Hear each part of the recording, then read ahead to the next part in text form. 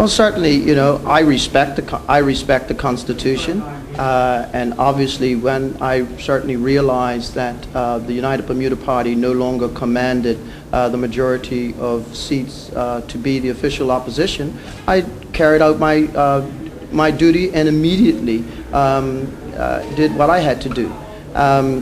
Certainly, the process in which led to that leaves a lot to be desired, because there are persons who sit on opposition benches. Everyone who was elected in 2007 for the United Bermuda Party got to that point because of the United Bermuda Party.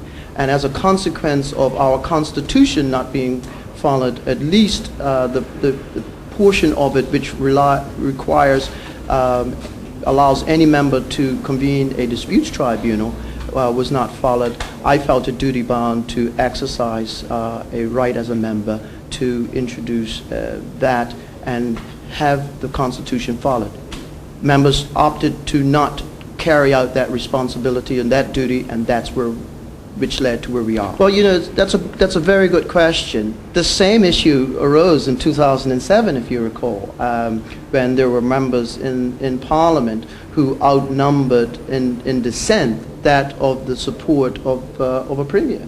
However, convention allowed for the convention of that party allowed for the premier to continue on. The difference in this case was in accordance to the Bermuda Constitution, which I was very familiar with.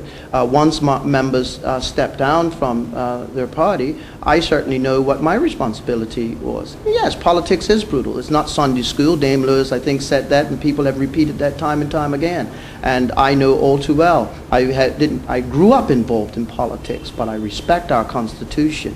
I respect the party Constitution. I know the Bermuda Constitution supersedes that when it comes to the appointment of the office that I held.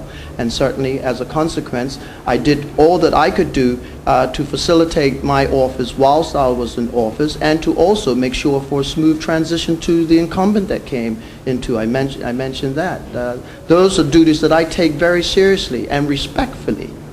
But you're right with the brutality. Thank you, Mr. Swan. Thank you, sir.